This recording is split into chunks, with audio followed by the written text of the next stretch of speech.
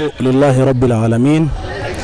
الحمد لله الذي لا يعبده إلا من يعرفه ولا يعرفه إلا من يرفع الهدى حجاب قلبه ويكشفه، ولا يكشف الحجاب إلا لقلب تلازمه التقوى وتألفه، ولا يألف التوفيق إلا جنابا يدنيه الصدق ويصرفه.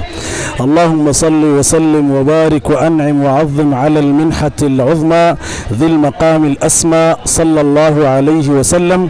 أولا أحباب رسول الله صلى الله عليه وسلم، أهني شعب السودان العظيم والأمتين العربية والإسلامية بحلول مولد النور، بحلول مولد الإنسانية في مشارق الأرض ومقاربها. وأهدي هذه الأبيات بمناسبة هذه الأيام الطيبات المباركات، بمناسبة الليالي.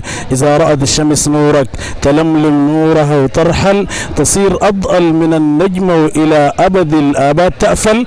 قسم بالله يا الباهي محال عن حبك تحول، ومهما ازداد نواك عني تجدني محبك الأول. غرامك يا حبيب الروح اتمكن في ويتأصل، محبك كيف تتركني حزينا تائها أعزل. أراغب لك وقت الليل وبينهم وجهك تخيل، يعود البصر ليراجع وعود في ناري أتململ. والشكر أجزله لصاحب هذه الخيمة الطيبة المباركة التي ظلت تنشر هذا العبق الأصيل من حب سيد الوجود صلى الله عليه وسلم، مولانا الشيخ محمد مهنا. وأهدي له هذه الأبيات الطيبات: نسم الروضة لي نسم، أهاج نار الغرام جواي ولين وم العيون قسم، نسيما من شمال البيت آخر الليل لي نسم، تركني أردد الآهات عليلا كالسقوه السم، وشفتك يا عظيم الذات تزيل الاكتئاب والهم.